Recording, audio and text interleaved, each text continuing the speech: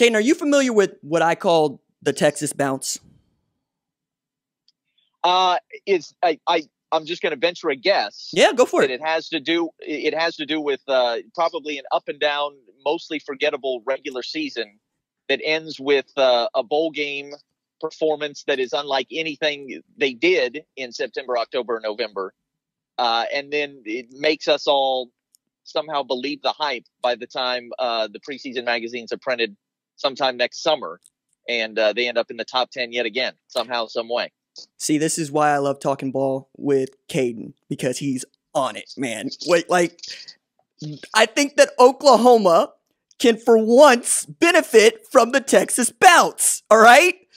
If they could go get, 14, 20-point win against this Florida team, all people are going to remember is the ranking. You and I are going to remember they showed up with the JV squad, right? We're going to remember that. Yeah. But nobody else is. The same thing happens with Texas every year. It's like, they were 6-3 going into this game against Colorado. Now, as much as I really enjoy Colorado, shout out to you and slopes. What I was about to say, and your delicious assortment of weed. No, man, you beat up on Colorado. I love seeing Casey Thompson go out there and make it happen. 8-10, 170 yards, 4 TDs. Beautiful. Bijan Robinson turns out to be what I thought he would be, right? Average 18.8 yards per carry. And then in high school, he averages 17.7 yards per touch, which is filthy, right? But they're going to be a top 15, top 10 team next year because of this game, right? And I'm thinking, especially with what you just laid out in front of us, which makes this a referendum on the Big 12. This is the Big 12 champ versus the SEC champion runner-up, right? This is what you want to see. You need to go beat this team.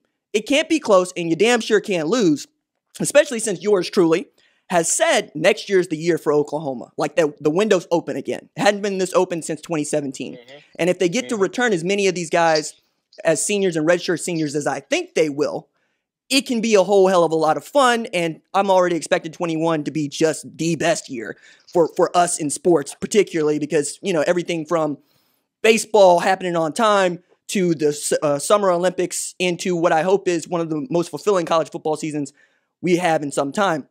But I'll ask this, and then I want to get into a couple of the playoff games. Would you have expected Kyle Trask to be dueling against Spencer Rattler in 2020?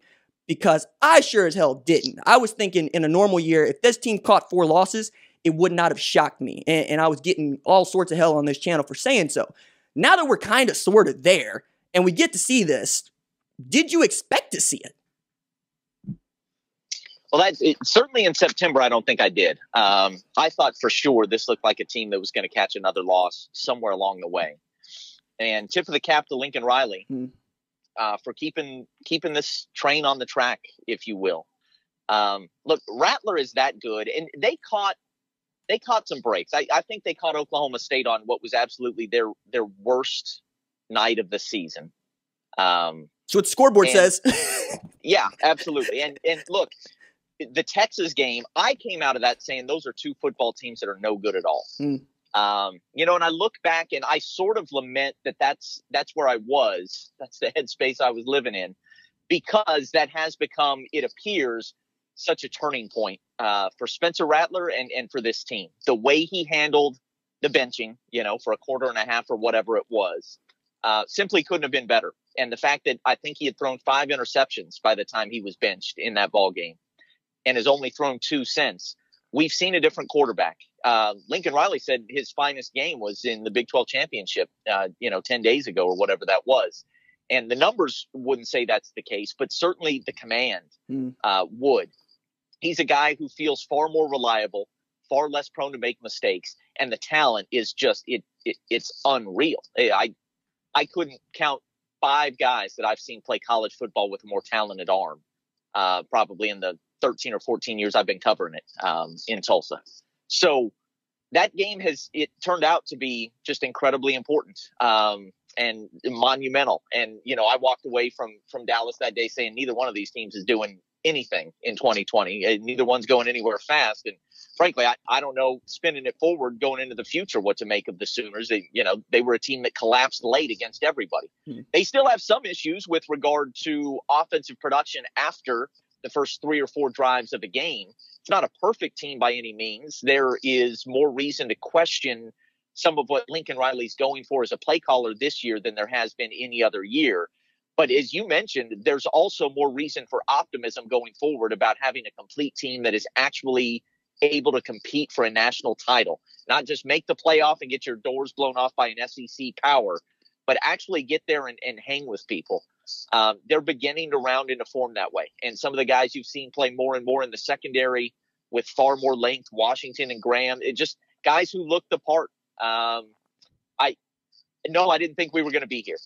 I did not think that Oklahoma was going to be able to be the favorite against a top 10 SEC team with a chance to finish off a 2-loss season and really have the look of a top 3 or 4 preseason team in 2021. I definitely didn't think for most of the fall that's where this thing was heading. But that's where we are, and it's one of – look, everybody points to Lincoln Riley as the offensive wonderkind, the play caller who's just a step or two ahead of the entire world. But he's shown something in the way he's been able to keep this team together through some real adversity. To have Kennedy Brooks opt out, after you've lost Trey Sermon to that school up north, and to have some of the injuries they had to deal with, and then the suspension silliness with Ronnie Perkins and now even into this ball game where Jaden Hazelwood, I guess, has decided he's opting out for this one game. But I think the thinking is he will be back in 2021. There's just been some funny stuff going down, and he's been able to manage it in a way that's pretty heady, especially for a head coach of his age. So this has been a fine coaching job. Certainly not his best team, but next year might be.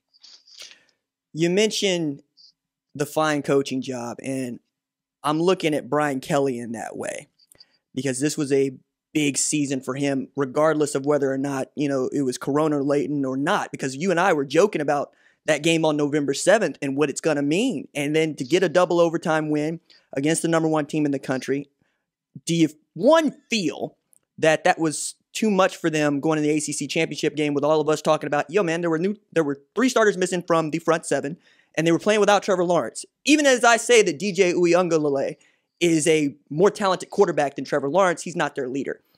But you also have shown tremendous backbone with this defense. Like, yes, talk my ear off about Kyle Hamilton, but Jeremiah Owusu-Kamara has been outstanding, and to watch him come downhill is a thing. Like, I love watching the Woo Assassin go after people because he's got one gear, and as soon as he pulls the trigger, you're probably going to hate this, but I saw Kenneth Murray, just the way that he pull a string, and once that dude flares out, he's a dead man, right? What have you been surprised about, and if anything, what are you confident about going in against Alabama in this game?